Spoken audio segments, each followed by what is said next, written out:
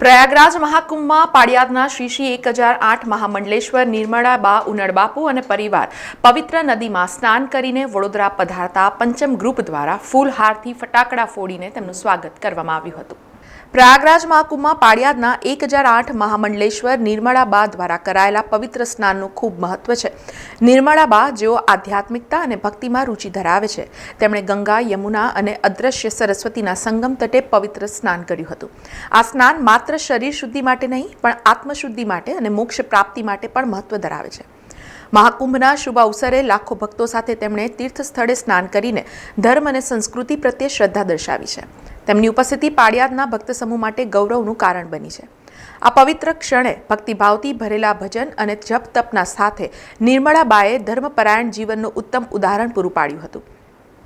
ત્યારે ગતરોજ સમાસાવલી ખાતે પંચમ ગ્રુપના મોભી લક્ષ્મણભાઈ રતનસિંહ પ્રજાપતિના નિવાસસ્થાને પરમ પૂજ્ય 1008 મહામંડલેશ્વર નિર્મળા બા ઉનડ બાપુ, ગાયત્રી બા, પરમ પૂજ્ય ભૈલું બાપુ સાથે જ શ્રી બા ઠાકર પૃથ્વીરાજ બાપુ પધાર્યા હતા અને લક્ષ્મણભાઈ દ્વારા ફૂલહાર તથા ફટાકડા ફોડી ભવ્ય ઉજવણી કરવામાં આવી હતી। સાથે જ તેમના નિવાસસ્થાને પધારેલા તમામનું ફૂલહારથી સ્વાગત કરી લક્ષ્મણભાઈના પરિવારે આશીર્વાદ લીધા હતા। તો બીજી બાજુ નિર્મળા બા દ્વારા મીડિયા સમક્ષ વાત કરી હતી કે વડોદરા એટલે મારું બીજું ઘર। હું પાળિયાદ હોઉં કે પછી વડોદરા, સૌ મને જાણે છે એમ લાગે છે કે હું મારા જ ઘરે છું। પવિત્ર મહાકુંભમાં સ્નાન કરીને ખૂબ ધન્યતા અનુભવું છું અને કુંભ વિશે તો શું કહેવું, બધા મીડિયાના થ્રુ બધા પરિચિત જ છે, પણ એક સનાતન ધર્મની આસ્થા શું છે અને સનાતન ધર્મ શું છે એ જોવું હોય તો કુંભમાં જ જવું જોઈએ। ત્યાં સાક્ષાત અનુભવ કરી શકાય, કહી ન શકાય એવું એક પવિત્ર અનુભવનું સાથે લઈને આવ્યા છે।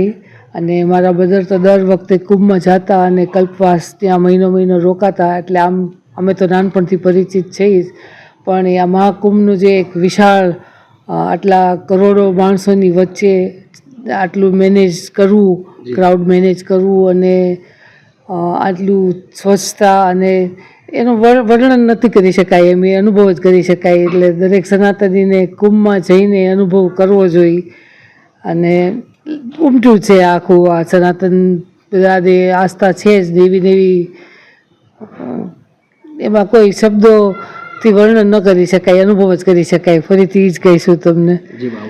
અને એમાં જો પાછા કોઈ ટુરિસ્ટ તરીકે જતા હોય તો એ આખો અનુભવ જુદો થાય, પણ સનાતની તરીકે એક આસ્થા લઈને જાય તો જ સાચો કુંભનું ને એની પવિત્રતાનું દર્શન થઈ શકે। અને આટલા બધા અખાડાઓ અને સાધુ સંતોનું હોય એટલે કરોડો માણસો હોય તોય કોઈ ભૂખ્યું ન સૂવે આ કુંભમાં, એ એક અમે નજરે જોયું અને અદ્ભુત છે જે યોગીજીએ જે વ્યવસ્થા કરી છે અને સ્વચ્છતા અને કોઈ કમી નથી એમ કહી તો કહેવાય એમ।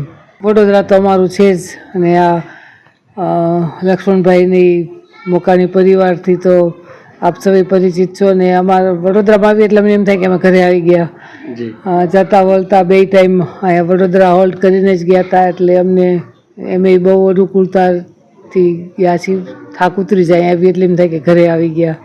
સમાચારોના સતત અપડેટ માટે TNN ન્યૂઝને YouTube પર સબસ્ક્રાઇબ કરી બેલ આઇકોન પ્રેસ કરો અને અમારી સાથે જોડાયેલા રહો Facebook, Instagram અને Twitter ઉપર।